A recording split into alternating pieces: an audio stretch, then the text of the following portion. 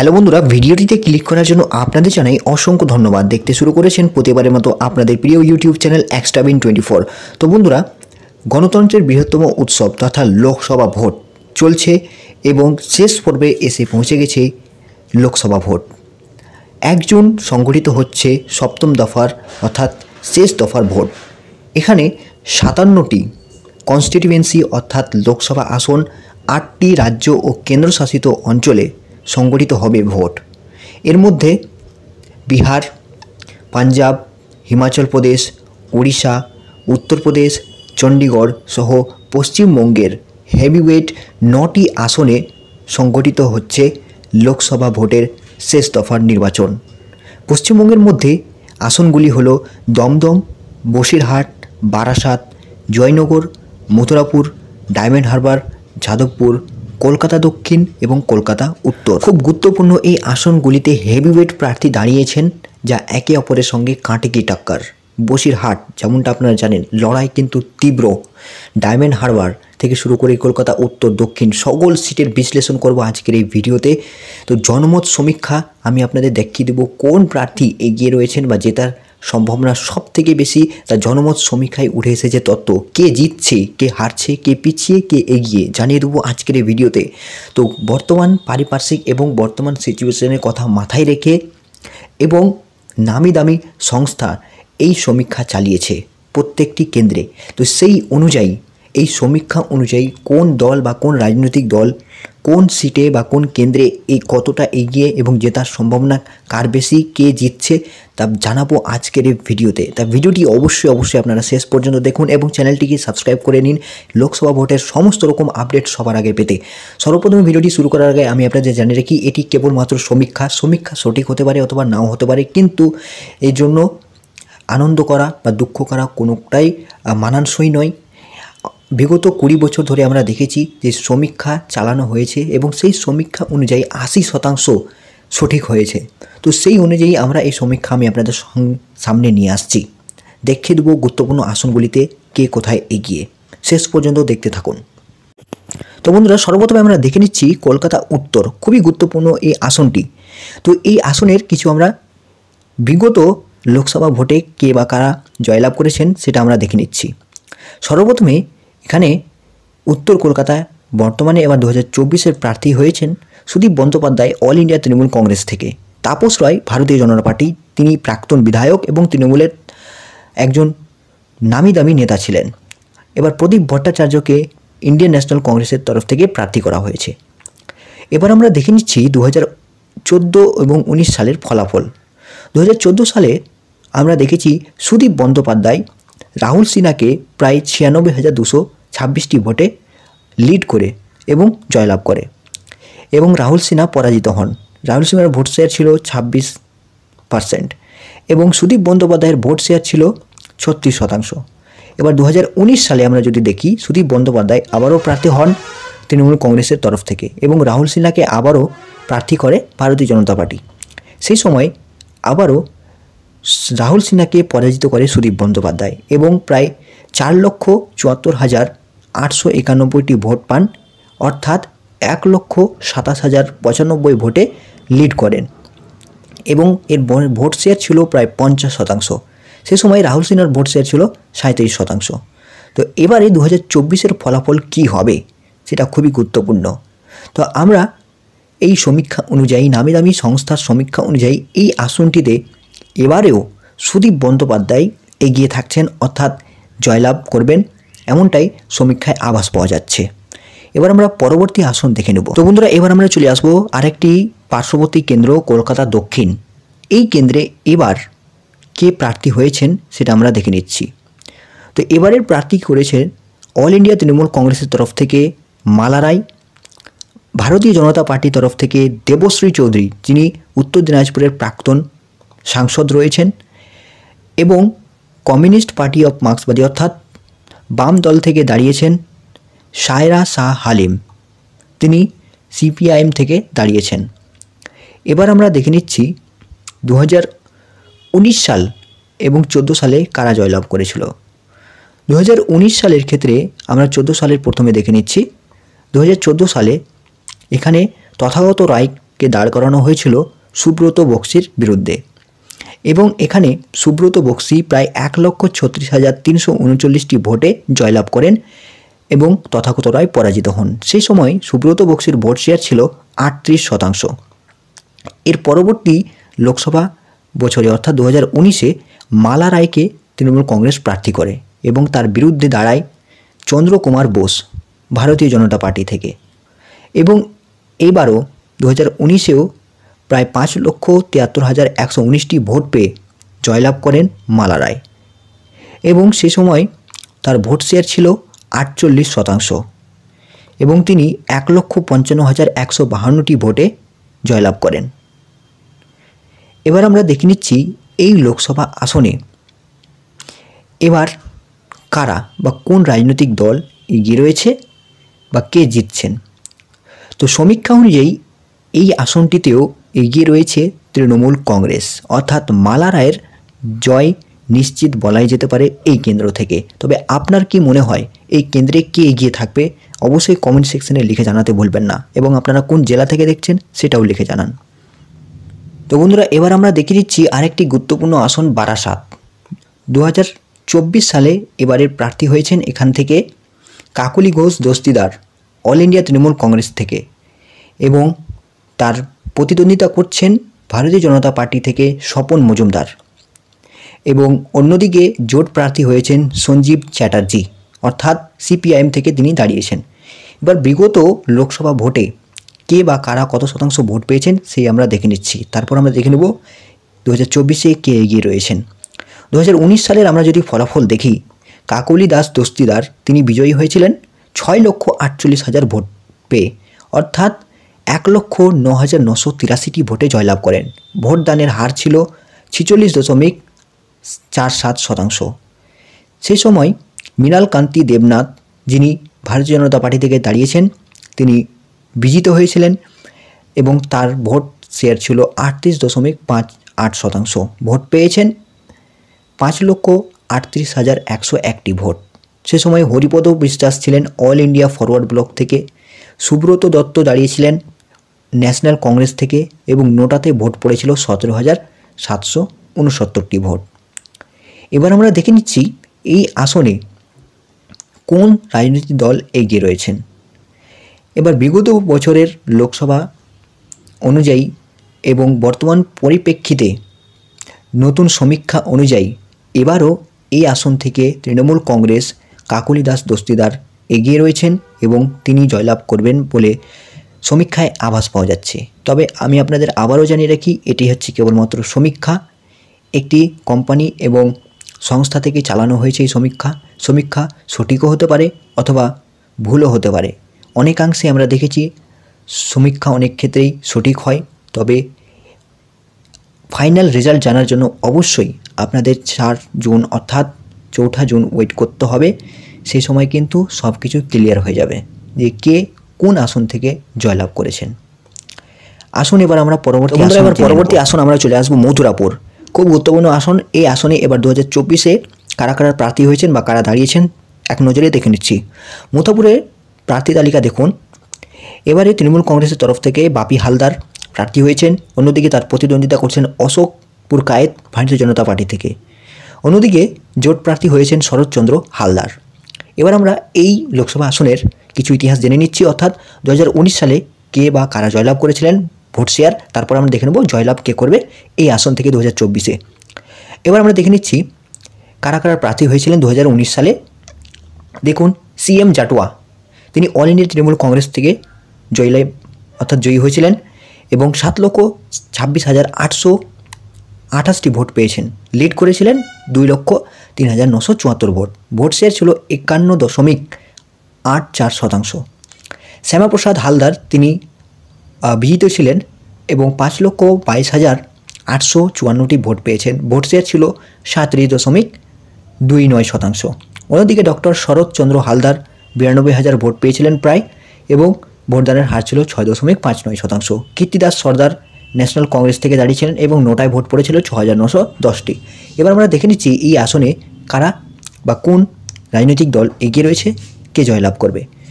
এবার 2024 লোকসভা আসনে আবারও এখান থেকে বাপি হালদার অল ইন্ডিয়া তৃণমূল কংগ্রেস অর্থাৎ তৃণমূল কংগ্রেস এগিয়ে রয়েছেন এমনটাই সমীক্ষায় আভাস পাওয়া যাচ্ছে। আপনার কি মনে হয় অবশ্যই কমেন্ট সেকশনে জানান। এবার আমরা দেখে নেব পরবর্তী খুব গুরুত্বপূর্ণ আসন একটি দমদম। তো এই দমদম লোকসভা নির্বাচনে এবার কারা প্রার্থী হয়েছেন দেখে নিচ্ছি। দেখুন দমদম প্রার্থীদের তালিকা। এবার এই অঞ্চল থেকে অর্থাৎ এই লোকসভা কেন্দ্র থেকে প্রার্থী হয়েছেন বিগত লোকসভা ভোটের প্রার্থী এবং প্রাক্তন সাংসদ সৌগত রায়, অল ইন্ডিয়া তৃণমূল কংগ্রেস থেকে দাঁড়িয়েছেন। অন্যদিকে তার প্রতিনিধিত্ব করছেন শিলভদ্র দত্ত, তিনি ভারতীয় জনতা পার্টি থেকে দাঁড়িয়েছেন। অন্যদিকে সিপিআইএম অর্থাৎ বামফ্রন্টের অন্যতম মুখ এবং জোট প্রার্থী সুজন চক্রবর্তী তাদের প্রতিদ্বন্দ্বিতা করছেন। তো এই আসনে 2019 সালে ডেটা আমরা দেখে নেব। দেখুন 2019 সালের সৌগত রায় এখানে জয়লাভ করেছিলেন, 5,12,062 ভোট পেয়েছেন এবং 53,002টি ভোটে জয়লাভ করেন অর্থাৎ লিড করেন এবং সেই সময় তার ভোট শেয়ার ছিল 42.51%। অন্যদিকে সমকাল ভট্টাচার্য যিনি বিজিত ছিলেন তিনি ভোট পেয়েছিলেন 4,59,060 ভোট এবং ভোটদানের হার ছিল 38.11%। অন্যদিকে সৌরভ শাহ দাঁড়িয়েছিলেন ন্যাশনাল কংগ্রেস থেকে অর্থাৎ কংগ্রেস থেকে এবং আরেকটি গুরুত্বপূর্ণ আসন এবার আমরা দেখে নেব। তবে তার আগে আমরা জেনে নেব এই আসনে 2024 লোকসভা ভোটে কে এগিয়ে থাকছে। প্রতিবারের মতো আবারও এই আসন থেকে সৌগত রায় বাজিমাত করবে এমনটাই জানা যাচ্ছে লোকসভা ভোটে। এবার পরবর্তী আসন যাদবপুর।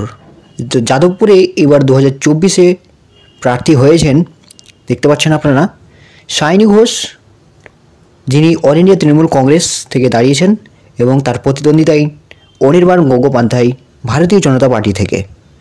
সৃজন ভট্টাচার্য দাঁড়িয়েছেন কমিউনিস্ট পার্টি অফ ইন্ডিয়া অর্থাৎ সিপিআইএম থেকে। জোট প্রার্থী সৃজন চক্রবর্তী। এবার আমরা দেখে নিচ্ছি যাদবপুর লোকসভা নির্বাচনের 2019-এর ফলাফল। 2019-এর ফলাফলে এই কেন্দ্র থেকে মিমি চক্রবর্তী জয়লাভ করেছিলেন প্রফেসর অনুপম হাজরাকে প্রায় 2,95,000 ভোটে পরাজিত করেন। সে সময় তিনি ভোট পেয়েছেন 6,88,472 এবং ভোটদানের হার ছিল 47.91%। এবার অনুপম হাজরা ভোট পেয়েছিলেন 3,93,233 এবং ভোটদানের হার ছিল 27.37%। অন্যদিকে বিকাশ রঞ্জন ভট্টাচার্য তিনিও 3 লক্ষ ভোট পেয়েছিলেন প্রায় কাছাকাছি এবং নোটাতে ভোট 15,000 পড়েছিল। কার্তিক কয়াল যিনি দাঁড়িয়েছিলেন তিনিও 9,378টি ভোট পেয়েছেন। এই ছিল 2019-এর ফলাফল। এবার আমরা দেখে নিচ্ছি এই যাদবপুর লোকসভা আসনে 2024-এর কে জয়লাভ করছে। তো প্রত্যেকবারের মতো অর্থাৎ বিগত লোকসভা নির্বাচনের ডেটা অনুযায়ী এবং বর্তমান পরিপ্রেক্ষিতে এবং সমীক্ষা অনুযায়ী এবারেও যাদবপুর লোকসভা কেন্দ্র তৃণমূলের দখলে থাকছে। এখানে সায়নী ঘোষ আবারও জয়লাভ করবে বলে এমনটাই সমীক্ষায় আভাস পাওয়া যাচ্ছে। তো আপনার কি মনে হয় বন্ধুরা, অবশ্যই আমাদের কমেন্ট সেকশনে লিখে জানান। এবার আমরা চলে আসবো পরবর্তী আসন, খুবই গুরুত্বপূর্ণ ডায়মন্ড হারবার অভিষেক বন্দ্যোপাধ্যায়ের কেন্দ্র। তো আমরা দেখে নেব এই অঞ্চলে অর্থাৎ এই কেন্দ্রে এবার কে বাজিমাত করবে, বিজেপি নাকি তৃণমূল কংগ্রেস হয়ে অভিষেক বন্দ্যোপাধ্যায় থাকবেন রাজা হয়ে। আসুন দেখে নিচ্ছি সমীক্ষায় কী বলা হচ্ছে।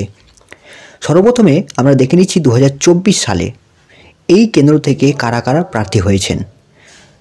দেখুন ডায়মন্ড হারবারের প্রার্থী তালিকা। অভিষেক বন্দ্যোপাধ্যায় অল ইন্ডিয়া তৃণমূল কংগ্রেস অর্থাৎ তৃণমূলের হয়ে দাঁড়িয়েছেন অভিষেক বন্দ্যোপাধ্যায় এবং তার প্রতিদ্বন্দ্বিতা করছেন বিগত লোকসভা আসনের প্রার্থী অভিজিৎ দাস ববি, যিনি ভারতীয় জনতা পার্টির তরফ হয়ে প্রতিদ্বন্দ্বিতা করছেন। অন্যদিকে জোটের প্রার্থী হয়েছেন প্রতীক-উর রহমান, তিনি কমিউনিস্ট পার্টি অফ ইন্ডিয়া অর্থাৎ সিপিআইএম হয়ে জোটের হয়ে লড়াই করছেন। তবে এই আসনে আমি আপনাদের ইতিহাস যদি দেখাই তাহলে সিপিএম 75% এবং তৃণমূল কংগ্রেস 25% হারে এখানে জয়লাভ করেছেন। অর্থাৎ 1952 সাল থেকে সিপিএম এখানে 11 বার এবং তৃণমূল কংগ্রেস 3 বার জয়লাভ করেছেন। তো এবার আমরা দেখে নিচ্ছি 2019 সালের ফলাফল।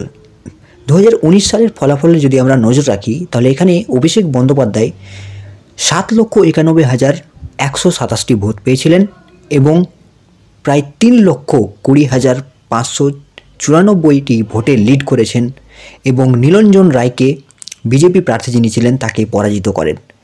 নীলঞ্জন রায় তিনি ভোট পেয়েছেন 4,17,533 এবং তার ভোটের শতাংশ হার ছিল 33.39%। অভিষেক বন্দ্যোপাধ্যায়ের হার ছিল 56.15%। অন্যদিকে ডক্টর ফর্ড হালিম তিনি 93,000 ভোট পেয়েছিলেন এবং সৌম্য আইচ রায় যিনি কংগ্রেস থেকে প্রার্থী হয়েছেন তিনি 19,000 ভোট পেয়েছিলেন মোটে এবং নোটাতে ভোট পড়েছিল 16,247। এবার আমরা দেখে নিচ্ছি এই কেন্দ্রের ফলাফল কী হচ্ছে। সমীক্ষা অনুযায়ী, নামি দামি সমীক্ষা অনুযায়ী এবং বর্তমান পরিপ্রেক্ষিতে পরিস্থিতির ভিত্তিতে এবারে এই অঞ্চল থেকে অর্থাৎ এই কেন্দ্র থেকে আবারও অভিষেক বন্দ্যোপাধ্যায় সাংসদ হবেন এমনটাই সমীক্ষায় ইঙ্গিত, অর্থাৎ তৃণমূল কংগ্রেস এখানে আবারও জয়লাভ করছে। এবার আমরা পরবর্তী আসন দেখি। বন্ধুরা এগিয়ে যাব পরবর্তী আসনের দিকে। এবার সব থেকে হট এবং ভাইটাল খুবই গুরুত্বপূর্ণ কেন্দ্র বসিরহাট। হ্যাঁ বন্ধুরা, বসিরহাট সন্দেশখালী অবশ্যই আপনাদের মনে আছে। তবে এই সন্দেশখালীর প্রভাব কি ভোটে পড়বে? তৃণমূল কংগ্রেস কি এবার জয়লাভ করতে পারবে নাকি বিজেপির রেখাপাত্র? কে এগিয়ে থাকছে, কি বলছে জনমত সমীক্ষা, দেখিয়ে দেবো। আসুন দেখে নিচ্ছি এই কেন্দ্রের পুঙ্খানুপুঙ্খ তথ্য। তবে আগে এবারের প্রার্থী কারা কারা হয়েছেন এখান থেকে দেখে নিচ্ছি। দেখুন বসিরহাট এর প্রার্থী তালিকা। হাজি নুরুল ইসলাম তিনি অল ইন্ডিয়া তৃণমূল কংগ্রেসের তরফ থেকে প্রার্থী হয়েছেন এবং তার প্রতিদ্বন্দ্বিতা করছেন রেখা পাত্র ভারতীয় জনতা পার্টি অর্থাৎ বিজেপি থেকে। এবং অন্যদিকে জোটের হয়ে লড়াই করছেন নিরাপদ সরকার। তবে এই অঞ্চলে কে বাজিমাত করবে, হাজি নুরুল ইসলাম নাকি রেখা পাত্র, নাকি ভোট কাটবে নিরাপদ সরকার এবং এক্সপেক্টর হবেন, কি বলছে জনমত সমীক্ষা? তবে তার আগে আমরা 2019 সালের ফলাফলের দিকে নজর রাখব।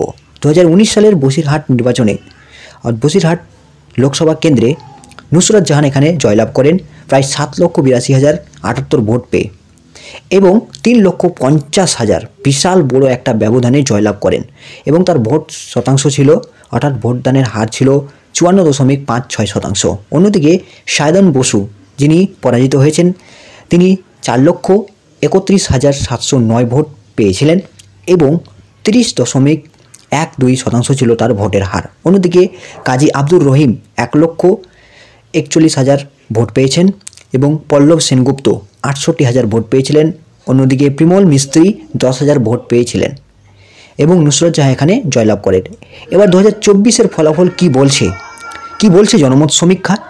এই অঞ্চলে কিন্তু একবারে হাড্ডাহাড্ডি লড়াই হতে যাচ্ছে, যেমনটা আপনারা জানেন জনমত সমীক্ষায় এমনটাই ইঙ্গিত দিচ্ছে। যদিও বন্ধুরা এখানে যেমনটা আপনারা জানেন যে পরিমাণ হলে সন্দেশখালীর বিষয়টি কিন্তু মাথাচাড়া দিয়েছিল রাজ্য রাজনীতিতে এবং এর প্রভাব কিছুটা হলেও তৃণমূলের ভোট ব্যাংকে পড়েছে, আর এমনটাই সমীক্ষায় আভাস পাওয়া যাচ্ছে।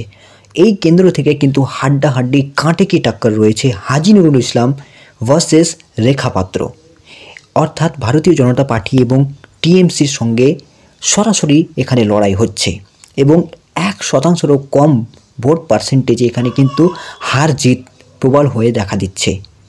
তবে এই অঞ্চল থেকে আপাতত বর্তমান পরিস্থিতিতে এই মুহূর্তে দাঁড়িয়ে রেখা পাত্র কিন্তু কিছুটা হলেও এই অর্থাৎ কেন্দ্র থেকে এগিয়ে রয়েছেন, অর্থাৎ এই অঞ্চলে এই কেন্দ্রে বিজেপি জয়লাভ করবে এমনটাই সমীক্ষায় ইঙ্গিত।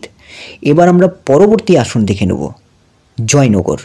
অন্যদিকে এবার আমরা চলে আসবো জয়নগর, খুবই গুরুত্বপূর্ণ আসন এবং এই জয়নগরে এবারের 2024-এ প্রার্থী হয়েছেন প্রতিভা মণ্ডল অল ইন্ডিয়া তৃণমূল কংগ্রেসের তরফ থেকে। অন্যদিকে তার প্রতিদ্বন্দ্বিতা করছেন অশোক কান্ডারি ভারতীয় জনতা পার্টি অর্থাৎ বিজেপি থেকে এবং এদিকে সৌমেন্দ্রনাথ মণ্ডল দাঁড়িয়েছেন কমিউনিস্ট পার্টি অফ ইন্ডিয়া অর্থাৎ জোটের প্রার্থী হয়ে। 2019 সালের লোকসভা ফলাফলের দিকে আমরা নজর রাখি তাহলে এই অঞ্চলে প্রতিভা মণ্ডল জয়ী হয়েছিলেন এবং 7,61,000 ভোট পেয়েছিলেন এবং 3,16,775 ভোটে লিড করেন এবং তার ভোটদানের হার ছিল 56.13%। অন্যদিকে অশোক কান্ডারে যিনি বিজিত হয়েছিলেন তিনি 4,44,427 ভোট পেয়ে 32.7% তার ভোটদানের হার ছিল। অন্যদিকে সুভাষ নস্কর 67,000 ভোট পেয়েছিলেন, অর্থাৎ প্রায় 68,5% ভোটের হার ছিল তার। তারপরে হচ্ছে জয়কৃষ্ণ হালদার, তিনি 38,000 ভোট পেয়েছিলেন। তপন মণ্ডল কংগ্রেস প্রার্থী থেকে দাঁড়িয়ে তিনি 18,758 ভোট পেয়েছেন। এবার আমরা দেখে নিচ্ছি এই অঞ্চলে 2024 লোকসভা ভোটে, অর্থাৎ যে ভোট হচ্ছে এই অনুযায়ী বর্তমান পরিপ্রেক্ষিতে এবং সমীক্ষা অনুযায়ী এই অঞ্চল থেকে কে এগিয়ে। তো বন্ধুরা, সমীক্ষা অনুযায়ী এই অঞ্চল থেকে আবারও প্রতিভা মণ্ডল জয়লাভ করবেন এমনটাই সমীক্ষায় আভাস পাওয়া যাচ্ছে, অর্থাৎ তৃণমূলের এখানে জয় নিশ্চিত বলে এমনটাই সমীক্ষায় আভাস পাওয়া যাচ্ছে। অন্যদিকে অশোক কান্ডারি আবারও পরাজিত হবেন, সোমেন্দ্রনাথ মণ্ডলও। তবে এই অঞ্চলেও হাড্ডাহাড্ডি লড়াই রয়েছে। তবে শেষ রেজাল্ট কী হয় সেটা তো আমরা 4 জুন জানতে পারবো। 4 জুন অর্থাৎ ভোটের রেজাল্ট রয়েছে, তখনই বোঝা যাবে কে কোথায় পরাজিত হয়েছে, কে বিজিত হয়েছেন, কে জয়লাভ করেছেন। তো বন্ধুরা, আবারও আমি আপনাদের মনে করিয়ে দেবো এটি হচ্ছে কেবল একটি সমীক্ষা চালানো হয়েছিল এবং সেই অনুযায়ী নামি দামি সংস্থা এই সমীক্ষা চালিয়ে মানুষের মতামত জানার চেষ্টা করে সেই অনুযায়ী অর্থাৎ এই প্রতিবেদন, এই ভিডিও আমি আপনাদের নিয়ে এসেছি। তো এখানে জয় পরাজয়, কে কোথায় জিতলো, কে হারলো, এই নিয়ে আপনারা দুঃখ আনন্দ কিছু পাওয়ার কোনো উপায় নেই, কারণ এটি হচ্ছে কেবলমাত্র একটি সমীক্ষা। তো পরবর্তী আপডেটের জন্য চোখ রাখুন আমাদের চ্যানেলে, আর রেজাল্টের দিন অবশ্যই চোখ রাখুন আমাদের চ্যানেলে। সমস্ত প্রকার আপডেট সবার আগে পেতে চ্যানেলটিকে